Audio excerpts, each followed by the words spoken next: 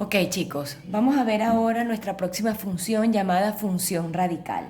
Dice así: en un caso particular de la función algebraica, es de la forma f de x igual raíz, el índice puede ser cualquier número entero positivo de p de x, donde n es el índice de la raíz y debe ser mayor o igual a 0 y es un entero positivo.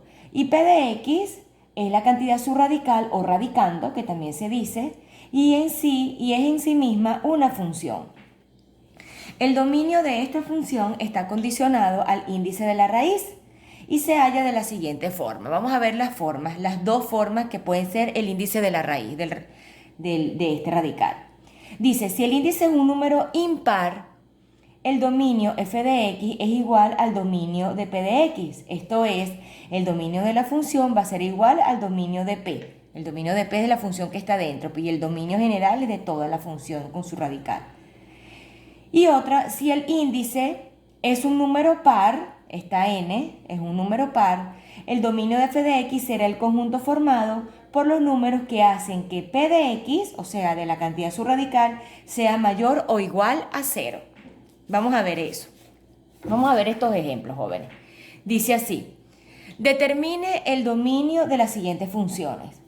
Vamos a ver, únicamente vamos a determinar el dominio. Dice, f de x es igual a la raíz cúbica de x cuadrado menos 25 dividido entre x cuadrado menos 8x. Todo esto está dentro del radical, dentro de la raíz cúbica.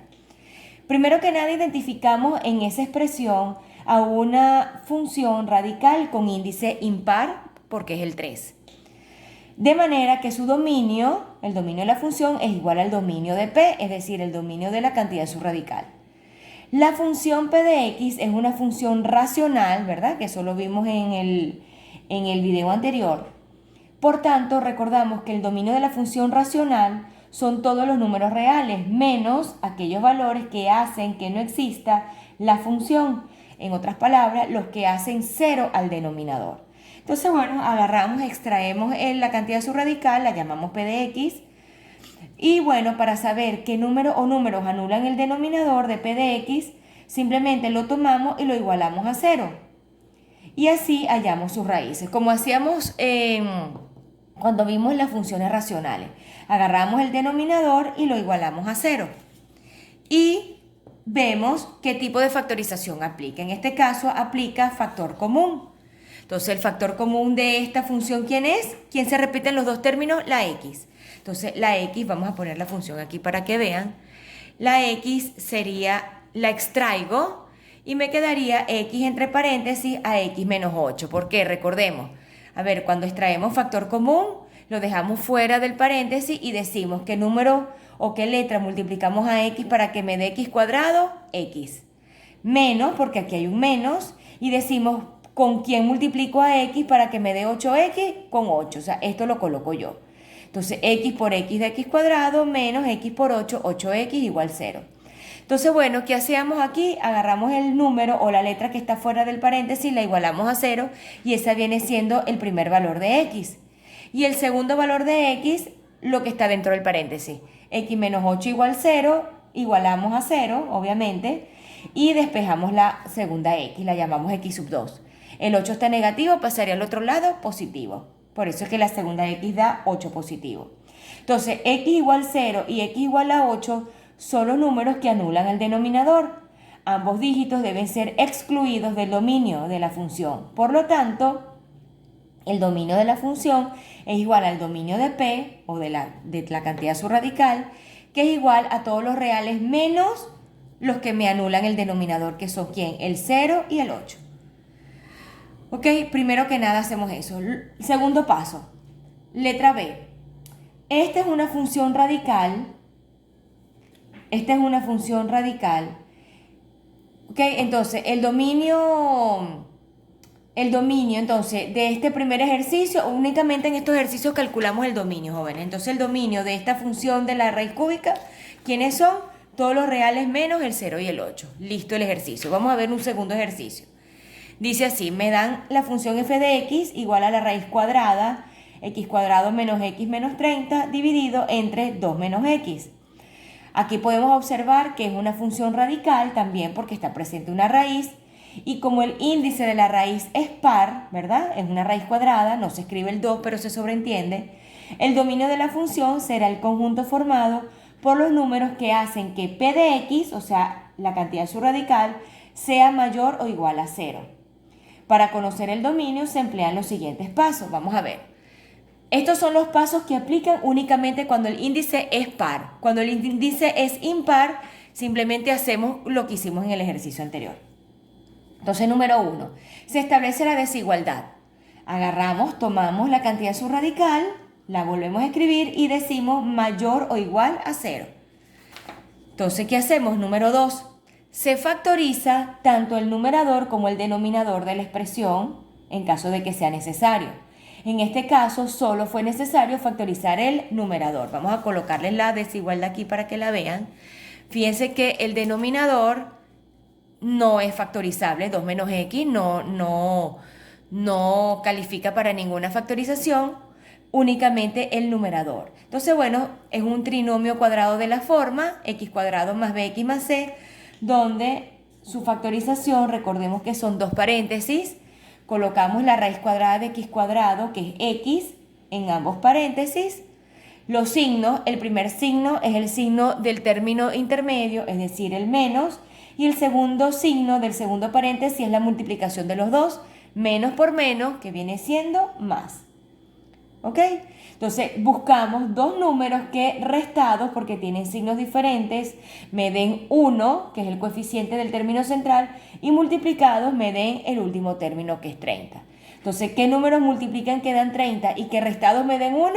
El 6 y el 5. 6 por 5, 30, y 6 menos 1, 6 menos 5 es 1.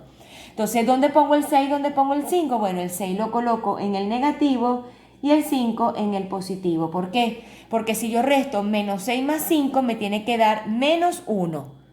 El término central, menos 1. Recordemos que cuando no tiene números se sobreentiende que es el 1. Entonces sería menos 1. Si yo colocara el 6 aquí y el 5 aquí, quedaría 1, una x positivo. Pero en el caso de que aquí fuese un más. Pero como es un menos, debo de respetarlo. Entonces el 6 lo coloco en el negativo y el 5 en el positivo. Ok, ya factorizamos. Seguimos. Tercer paso, se hallan los puntos de separación, que son los puntos que anulan al numerador y al denominador de la desigualdad. Con ellos se divide la recta real en varios intervalos para emplear así el diagrama de signos. Vamos a explicarles ese diagrama de signos. Primero que nada, vamos a agarrar cada número, o sea, cada elemento de lo que me quedó en mi desigualdad, en mi fracción, y lo voy a extraer. Es decir, el primer paréntesis, ¿quién es? X menos 6, lo igualo a 0 y despejo la X. X vale 6 positivo. El 6 está negativo, pasa al otro lado positivo. O sea, 0 más 6, pero no coloco el 0. El otro, X más 5, lo vuelvo a igualar a 0 y despejo X. X va a ser igual a ¿quién? A menos 5. Está positivo, pasa negativo. Y por último, el denominador, todos los elementos de la fracción. 2 menos x igual 0, despejo la x está negativo, pasa al otro lado positivo, quedaría 2 es igual a x, es igual que decir x igual a 2. ¿Ok? Ese es el tercer paso entonces. Hallamos los puntos de separación que anulan al denominador y al numerador. Cuando hablamos de que anulan es porque los vamos a igualar a 0. Cuarto paso. Para aplicar el diagrama de signo o rejilla, también se llama como la rejilla, se colocan tantas líneas verticales como puntos de separación se tengan. Los puntos de separación se colocan en orden creciente, es decir, de menor a mayor. Estos son los puntos de separación. Y tantas líneas horizontales como factores tengan. No importa el orden en el que se coloquen. ¿Ok? Seguimos leyendo y lo vamos a ir resolviendo para que lo vayan entendiendo. Dice, la forma más simple de hallar los signos consiste en ubicar el 0 en el número que anula a cada factor. Si la x del factor es positiva, el signo será positivo a la derecha de dicho 0 y negativo a la izquierda. Pero si la x es negativa, en el factor se invierte el orden de los signos. Vamos a ver cómo se hace eso, jóvenes. Fíjense, hacemos la rejilla, hacemos estas líneas horizontales y estas líneas verticales. ¿Cuántas líneas verticales voy a hacer? Dependiendo de cuántos números anularon a mi fracción. ¿Cuántos números anularon? 3 números, entonces serían 3 líneas verticales. Y lo colocamos, como dice aquí, en forma creciente. Aquí está. Las líneas verticales en puntos de separación se tengan y los puntos de separación se colocan en un orden creciente. Entonces, por eso es que colocamos primero el -5, luego el 2, luego el 6. El -5 es menor que el 2 y el 2 es menor a su vez que el 6. Por lo tanto, serían 3 líneas verticales o 3 rectas verticales. Y en las líneas horizontales colocamos los paréntesis. Aquí no importa el orden, aquí les dice y tantas líneas horizontales como factores se tengan, no importa el orden en el que se coloquen. Entonces yo lo coloqué en el orden que me lo indica la fracción, ¿no? Yo lo coloqué primero x menos 6, luego x más 5 y por último el 2 menos x. Lo coloqué en ese mismo orden que me dice la fracción. Trazo mis 3 líneas horizontales y formo una especie de rejilla. Entonces, ¿qué vamos a hacer? Simplemente vamos a establecer los intervalos. Es decir, Primero, la forma más simple de hallar los signos consiste en ubicar el 0 en el número que anula cada factor. Es decir, ¿qué número anula el x menos 6? Lo ubicamos aquí. ¿Cuánto me dio? X igual 6. Entonces, establezco el 0 aquí, el número 0, donde se me anule. ¿Cuánto me dio la anulación de x más 5? X me dio menos 5. Entonces, en el menos 5 coloco el 0. Y para 2 menos x, ¿dónde se me anuló? En el x igual 2. Entonces en x igual 2 coloco el 0. ¿Qué hago ahora? Simplemente, como la x, ¿verdad? Eso lo podemos leer aquí. Si la x del factor es positiva, el signo será positivo a la derecha y negativos a la izquierda. Por lo tanto, como la x es positiva, ¿verdad? Aquí lo podemos ver, la x es positiva, entonces a la derecha va el signo más y a la izquierda los signos menos. Siguiente, la x también es positiva, del 0. Del 0 a la derecha tenemos los positivos y del 0 a la izquierda el negativo. Pero en este último caso la x es negativa, ¿qué me dice? Y si la x está negativa, como en este caso, en el factor se invierte el orden de los signos, lo contrario. ¿Qué quiere decir? Que para la izquierda irían los números positivos, del 0 a la izquierda los positivos y del 0 a la derecha los negativos. Los invertimos porque la x es negativa. Una vez que yo haga esto, jóvenes, simplemente multiplico los signos y le coloco los resultados. Menos por menos más por más es más, me da positivo. Sigo la otra columna. Menos por más es menos y menos por más es menos. El resultado es negativo. La otra columna. Menos por más es menos y menos por menos es más. Resultado más. Y lo último, tengo más por más es más y más por menos es menos. Ok, leemos el siguiente paso. Dice así, número 5. Por último, para que vean la rejilla también, por último, se toman los intervalos de signo positivo debido a que ello indica que en dicho intervalo la función es mayor o igual a 0. Siempre vamos a tomar el signo positivo porque siempre la función la vamos a convertir en una desigualdad mayor o igual a 0. Esto es esto, jóvenes. Siempre vamos a tomar el símbolo de la desigualdad mayor o igual a 0. Siempre.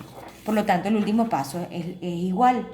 Recordando que los valores que anulan al numerador son incluidos. Cuando es incluidos, tomamos los corchetes. Y los valores que anulan al denominador son excluidos. Tomamos los paréntesis.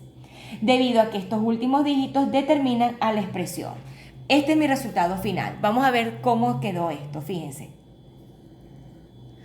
Fíjense, yo agarro, ¿verdad? Y le coloco los intervalos a cada factor. A ver, aquí. Fíjense, para la izquierda ubicamos el menos infinito, para la derecha ubicamos el más infinito. Entonces, en este primer intervalo sería de menos infinito a menos 5, lo colocamos de menos infinito a menos 5. En este otro intervalo iría ¿de dónde? De menos 5 a 2, de menos 5 a 2. El otro intervalo sería de 2 a 6, de 2 a 6. Y el último sería de 6 a más infinito. Entonces, Entonces decimos, a ver, ok, joven, entonces determinamos mi dominio definitivo, que sería ¿quién? Primero que nada, vamos a ver los resultados positivos porque mi desigualdad es mayor o igual a 0. Entonces, mi resultado final sería, el positivo, ¿qué intervalo le corresponde? De menos infinito a menos 5, ¿verdad? Y ¿qué otro me da positivo? De 2 a 6, pero vamos a ver los corchetes y los paréntesis. Dice que los valores que anulan al numerador tienen que ir en corchete porque son incluidos. ¿Quiénes me anulan al numerador? A ver, el numerador de mi fracción es x menos 6 por x más 5. ¿Quiénes me anulan al numerador? ¿Quién hace 0 el numerador? Para x igual 6 positivo y para x igual menos 5. ¿Por qué? Porque 6 menos 6 es 0. Y menos 5 más 5 es 0. Entonces, el menos 6, el menos 5, lo coloco en corchete y el 6 positivo lo coloco en corchete también, porque deben ser incluidos. ¿Ok? A cambio, a diferencia que los valores que anulan al denominador, ¿quiénes me anulan el denominador? ¿Quiénes me hacen 0 el denominador? El 2 positivo, porque 2 menos 2 es 0. Por lo tanto, el 2 tiene que ir excluido, es decir, lo coloco en paréntesis.